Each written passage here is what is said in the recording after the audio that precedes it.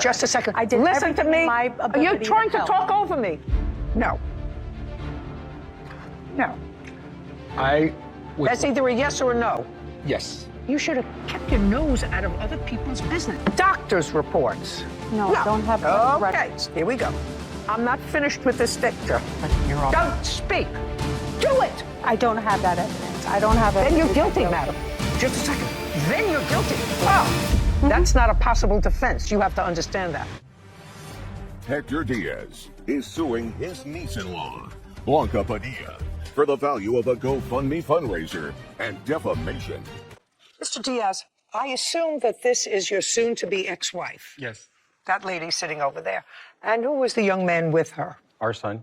And this is the niece of your soon-to-be ex-wife. Yes. And your complaint is you're in the process of going through a divorce. It's not as easy as one would hope. And that your wife's niece decided to do a GoFundMe page for her aunt to help her pay for lawyers' fees and living expenses because you were not a nice person. And that she said things in the GoFundMe page that were defamatory. And you want her to pay for that. Yes. That's what the case is about. So let me get some preliminary information from you, Mr. Diaz. When were you and your wife married? What year? November 28 of 1998. And when did you separate? 1/25 of 2022. You have children. Yes. How many? 2? Yeah. You had to think about that. Yeah, 2. But what I'm thinking about is the time we separated. I think it was 2023, sorry. You left the house? Yes, I went to a Hubbard house. Okay. Now I'd like to see the GoFundMe page that Sure. Ms. Padilla created. And Ms. Padilla, you do not deny that you created the GoFundMe page. I do not deny. I did. Create. Just a second. You did create it and you wrote it. Yes. And people donated money based on what you wrote. Correct. How much? As of today, the total is $7,158. Okay. And Ms. Padilla, I assume that you gave the plaintiff's wife that money. Correct. Just a second. Is that correct, or is there a caveat in there? There is a caveat. Let's have the caveat. All the expenses were paid towards her mortgage and utilities directly or through a third party. What third party? Teresa Seamus. Who is that? She's a friend of the family. Okay, so money was given to her to pay the bills directly? Correct. Okay, I'm going to read it out loud.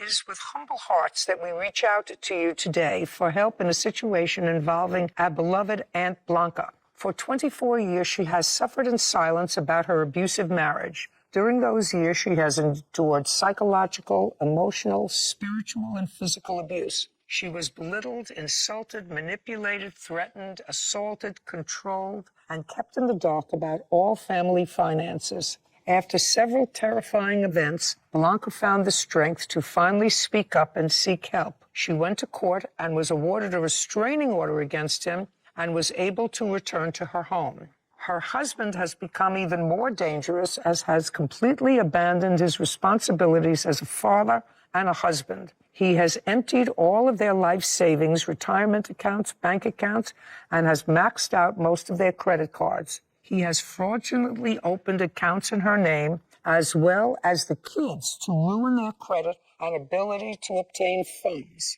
Not only has he left them without any money and ruined them financially, but he has also gone as far as repossessed her car, shut off all of her utilities in the house, and closed most credit cards she had access to for food. He has threatened to stop paying the mortgage and leave them homeless. He continues to go on luxury shopping sprees, buying cars, a motorcycle, lavish vacations. Blanca has serious health issues, relies on medication and ongoing medical care. Her daughter suffers from life-threatening asthma, needs her medication as well. Her husband has violated his restraining order on several times without consequences. Both Blanca and her daughters are in constant fear for their lives. He has gone as far as saying she needs mental help and claims she's erratic and is a danger to her daughter. Everyone close to her in this situation knows this is far from the truth. Blanca and her daughter need protection and legal help to proceed with a divorce to keep them away. We ask for your financial help, and I write with great appreciation. Thank you all.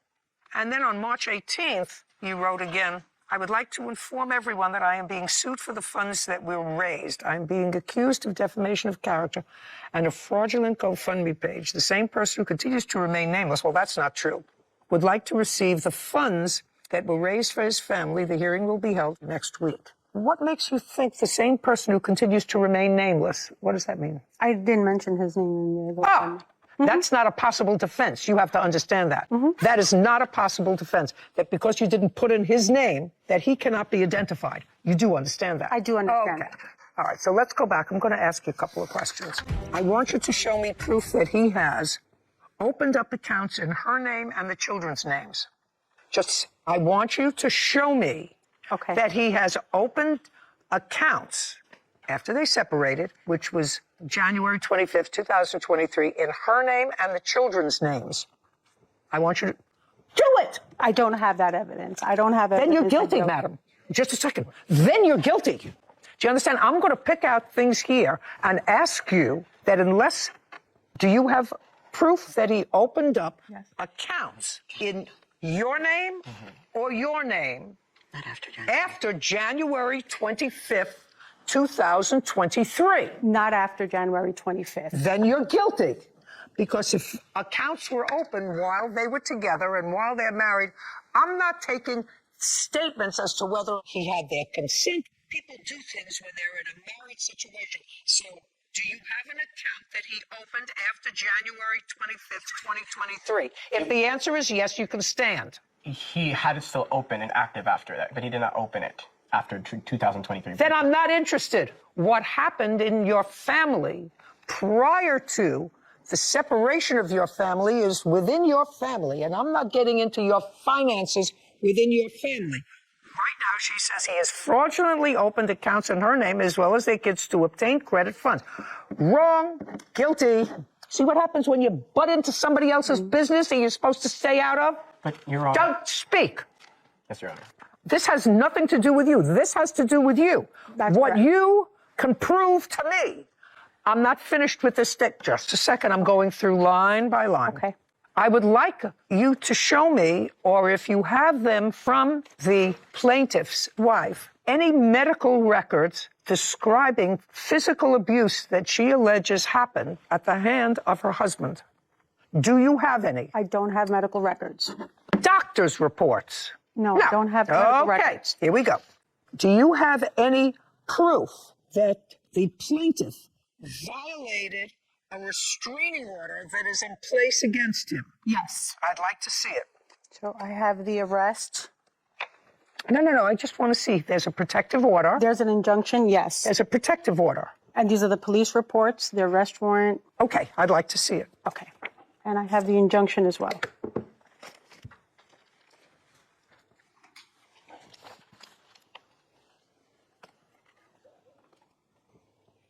Okay, sir. You appeared before a judge in December of 2023. Yes. Were you ever served with a protective order? That's either a yes or a no. Yes. Okay. Did you go to court on that protective order? No. Did you have a hearing with regard to that protective order? No. Is there a final order of protection? Yes, but without me appearing to the hearing. So you just defaulted and didn't appear. Is that what you're saying to me? I had to dismiss her injunction because she attacked me. And she had her first injunction, and I was in the house the first time. I dismissed all her charges, and she retaliated by opening up a false injunction against me, which I thought I didn't have to go to court because mines were set. I didn't have to appear in court I dismissed her injunction. I did not know that she had opened one against me. When had you filed one protective On the order? 25th, when it happened, the attacks, on the 20th and 25th, the police was called. They analyzed the whole situation, and they ended up arresting her. How long were you incarcerated? 2 days. May I speak? Not yet. Okay. So you understand that there is a protective order against you that was issued on default. On default because she Just a admitted second, things you didn't- that weren't true. It was issued on default because you weren't there. Because I wasn't there, yeah. You understand that? I understand Okay. that, yeah. And I'm wearing an Fine. ankle bracelet right now for that. It took me a lot to get here. It took what? For 8 months, I've been wearing an ankle bracelet because of that injunction that I violated, supposedly.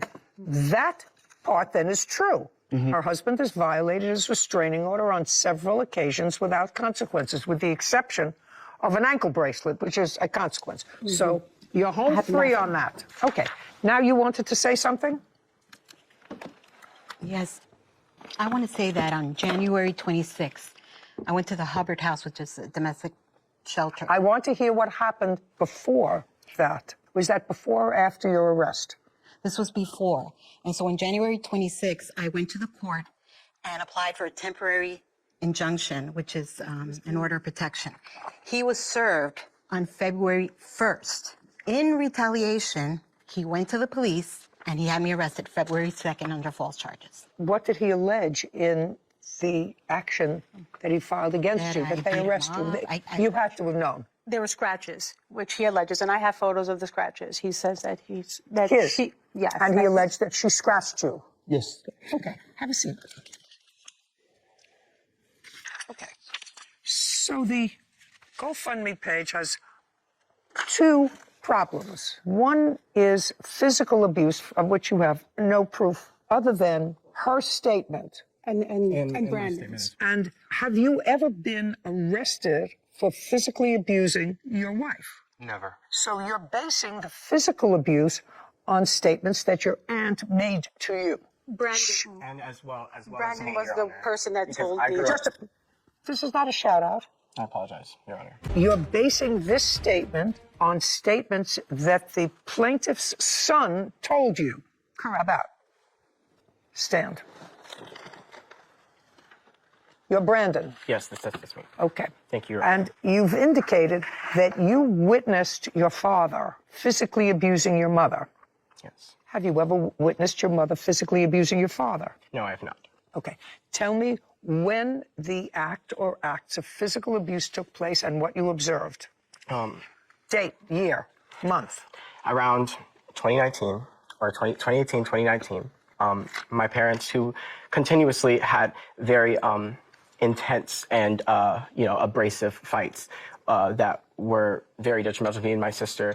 One day it got really intense, and my dad pushed my mother to the floor. And I know that my father, in addition, had also thrown objects at my mom before I had seen. They didn't hit her, but he did threaten her. I have, very vivid images of that. And Very good. You can sit down.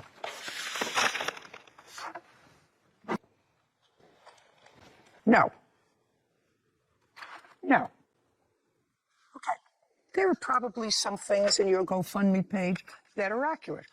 I probably would believe that during the course of this acrimonious separation, and they've clearly had fights, which according to your witness were intense between both of them.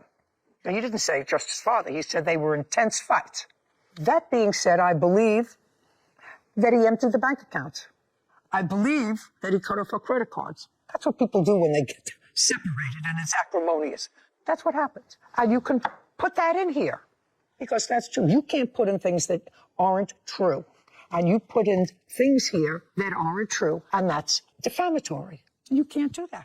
In any event, you should have kept your nose out of other people's business. I wasn't going to let her drown. When he left her and he tried to destroy her. Just a second. I did Listen to everything me. in my Are you ability trying to help. talk over me? You can help.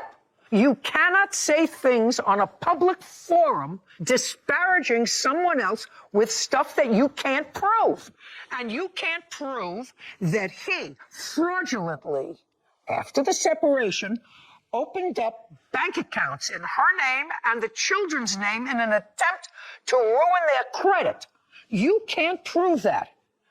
This is defamatory. You're accusing him of fraud, and you can't prove it. Okay, so that was not true, Mr. Diaz, what she wrote about you, or that she has no proof of it, that you opened up credit cards. The rest of it, fair game in this GoFundMe page. She can say that you were overbearing. She can say that her aunt was afraid of you. She can say that you stopped paying the mortgage. She could say that you closed out her credit cards. Did you do all those things, by the way? No. Did you stop paying the mortgage? I have proof. Just a second. No, ma'am. I've been living away from my home for now up to a year. Yes.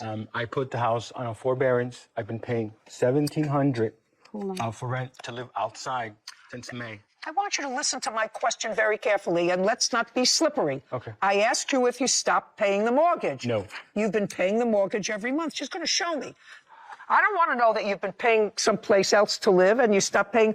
That's a reason. I'm just asking you a question. I expect an answer. Okay, so did you pay the mortgage? I paid up until I left the house. When I left the house, Well, that was in January of 2023. I had to call in. I said I was no longer employed, and I had to put the house on forbearance. Okay, fine. So- So the answer is you stopped paying the mortgage. Okay. The only thing that she wrote here that she has no proof of, which is a crime, is opening up credit cards in somebody else's name. And when you do that, and it's after parties have separated, and if you do it for the purposes of ruining their prospective credit, well, that's a crime. And she has no proof of that. Never done that. Okay. I tried to resolve this GoFundMe page amicably with her. These are her responses. I don't care what her responses Okay. were, sir. Actually, she's not allowed to say anything that's untrue, accusing you of committing a crime on her GoFundMe page. Judging for the plaintiff in the amount of $3,000. We're finished. This court is adjourned. Next time, I'm going to suggest to everybody else they stay out of other people's business. Esther, yeah, she's very inflammatory in her emails, in her fake postings. I was going to allow my family to be ruined financially and legally. I was going to stand up and do the right thing for them. I don't think what I did was incorrect. And just because I didn't have the evidence with me today doesn't mean he didn't do that. It got messy because she claims her allegations that I went and wrote her emails, wrote her text messages after there was a no contact order. So she used all that evidence to keep me away from my children. Just because you're married doesn't mean you can't do a police report. Just because you're married doesn't mean this is right, and defend yourself. You know, we're still a human entity because we're still married. But once, you know, we're divorced, then it'll be, you know, be more better relationships. That's it. I'll always defend my family. I believe a lot of the things that are in that GoFundMe post are probably accurate. He did, in fact, stop paying the mortgage for whatever reason. There's indication that he, at least in some of the notes, that he was, in fact, incarcerated for something. He's wearing an ankle bracelet, which is probably a pretty serious incident because most of this stuff is about stalking. But when you post something for public consumption, and if something is not accurate, and if it's a crime, or call somebody's reputation into serious dispute, although I don't know much about his reputation, you can't do that. You know, and it is possible that during the course of their marriage, several bank accounts were open, several credit cards were open, and let's say they maxed out all those credit cards, and she was one of the holders of those credit cards. He maxed out the credit cards, and if the time is afterwards and he's committed a fraud, now he's separated and he's divorcing. So he knows whatever he does now is not for the benefit of the family. That's what she claimed, and that's not true. And you can't do that. So my best advice is stay out of other people's divorces.